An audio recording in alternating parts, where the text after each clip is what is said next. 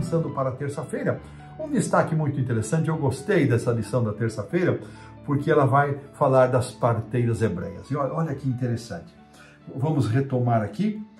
Produção, coloca aí para nós Êxodo 1, verso 15. Vamos pegar o 14, um pouquinho antes. Vamos pegar o 14. Eles fizeram amargar a vida com dura servidão, em barro, tijolos, com todo o trabalho no campo, com todo o serviço em que na tirania o serviam. O rei do Egito ordenou as parteiras hebreias, das quais uma se chamava Sifrá e a outra Puá, dizendo, verso 16, quando servirdes de parteiras hebreias, examinai, se for filho, matai-o, mas se for filha, que viva. E agora, irmãos, a parte mais linda, o verso 17. As parteiras, porém, temeram a Deus e não fizeram como lhes ordenara o rei do Egito. Antes deixaram viver os meninos. Ah, como eu gosto dessa Sifrá e dessa Puá. E aqui nos é dito, irmãos, que elas estavam diante de uma encruzilhada. Ou elas obedeciam o faraó, ou elas obedeciam e temiam a Deus. E aqui a gente se reporta a um texto do Novo Testamento, o segundo episódio de intolerância e perseguição registrado dentro da igreja primitiva, que está no livro de Atos dos Apóstolos, capítulo 5, no verso 29, respondendo aos seus perseguidores, Pedro disse, olha, antes importa obedecer a Deus do que aos homens. E estas duas mulheres, olha aqui um princípio precioso da nossa compreensão de obediência civil. Nós obedecemos às leis dos países onde vivemos, somos pela ordem, pela lei, até o ponto, até o limite em que as ordens humanas, as ordens dos governos humanos, contrariem, colidam, se choquem com as ordens de Deus.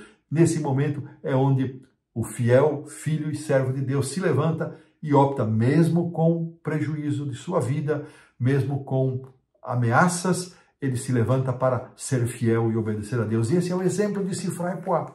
Elas foram fiéis, elas preferiram temer a Deus. E Deus as honrou. Elas não foram penalizadas. Olha que interessante, nem sempre esse é o fim. Mas elas não foram penalizadas. E uma questão interessante, nenhum faraó é citado por nome na história do livro de Êxodo. Mas Sifrá e Puá são mencionadas. Que coisa linda. Faraó significa rei, esse é o nome. É um título, na verdade, né? E eles acreditavam que o faraó era um deus na terra, um filho do deus Ra. O Ra era considerado a mais importante divindade egípcia, o próprio deus Sol. Com toda essa pompa, com toda essa concepção de divindade, seus nomes não são mencionados. Mas Sifrá e Puá, sim. Apesar deste grande poder, estas duas mulheres decidiram ser fiéis a Deus, temeram mais a Deus do que ao faraó. Irmãos, que lição para nós. Será que hoje nós temos irmãos nossos que estão vivendo debaixo de determinadas leis e decretos de algum faraó impiedoso por aí? E quem sabe muitos dos nossos irmãos, temendo o faraó, sucumbem, não permanecem fiéis. Mas aqui está o exemplo de Sifrá e Puá. Elas temeram mais ao Deus que havia criado todas aquelas coisas, sol, lua, a natureza, temeram mais ao Deus verdadeiro do que aqueles que se proclamavam deuses com letra minúscula, com D minúsculo, né? Quando o faraó viu que o seu plano havia sido frustrado, ele ordenou então os egípcios a que matassem as crianças. Eles deveriam jogá-los no Nilo. E provavelmente, o Nilo por quê? Uma oferta a Rapi, o deus do Nilo, que também era um dos deuses da fertilidade. A propósito, esse é o primeiro registro histórico de judeus sendo mortos, apenas por serem judeus.